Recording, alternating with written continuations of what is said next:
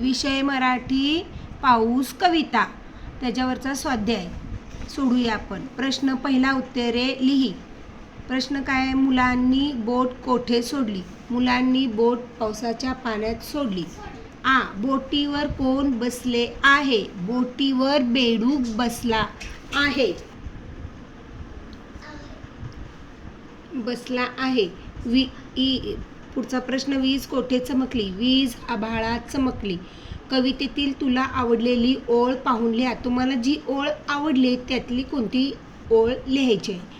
आता इथं कंसातील योग्य शब्द घेऊन वाक्य पूर्ण कर, हा प्रश्न आहे. इथं शब्द दिलेत आणि इथं वाक्य दिलेत, हे रिकाम्या जागा दिलेल्या आहेत. मग इथे आपल्याला इथलं शोधून लिहायचं.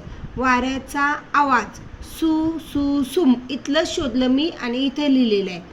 आभाळ टिंबटिंब वाजले, इथं लिहिलेलं नव्हतं, रिकामी जागा होती, मी शोधलं. इथं कसं वाजलंय आभाळ? धडामधूम, मग मी धडामधूम लिहिलं. आकाशात टिंबटिंब वीज चमकली. आकाशात चक चक वीज चमकली. इथला शब्द लिहिलेला नसतो, गाळलेली जागा असते, तिथं इथले शब्द बघून लिहायचे. पाऊस धो धो आला. पुढं बघा, विचार कर व सांग. प्रश्न पहिला, कवितेत आलेले कोणते आवाज तुला आवडले? आवाज सांगायचे तुम्ही.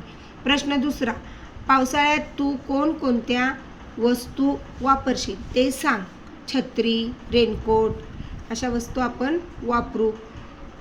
परत प्रश्न तिसरा, पाऊस पडल्यावर तुमच्या आजूबाजूला कोणकोणते बदल होतात? झाडे हिरवीगार दिसतात, पाणी वाहते, चिखल होतो, बेडूक दिसतात, इंद्रधनुष्य दिसते, हवागार लागते, गवत उगवते, ढग दिसतात. पुढे बघा, कंसातील योग्य शब्द घेऊन दिलेल्या शब्दाचा यमक शब्द लिही.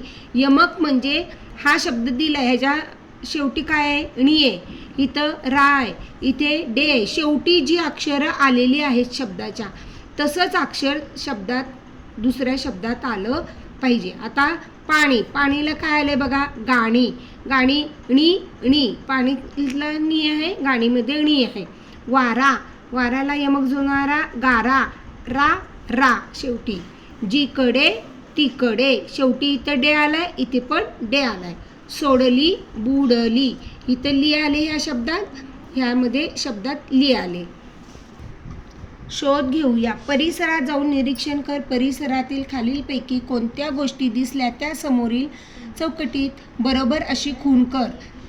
आता आपण परिसरात पावसाच्या वेळेत गेलो तर काय काय दिसतं बघा?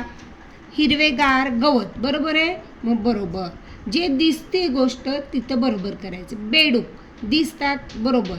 साचलेले डबके दिसते, बरोबर. काळे ढग दिसतात, हो बरोबर. मग जे दिसते तिथे बरोबर बरोबर करायचं आहे. अशा प्रकारे स्वाध्याय सोडवायचा आहे.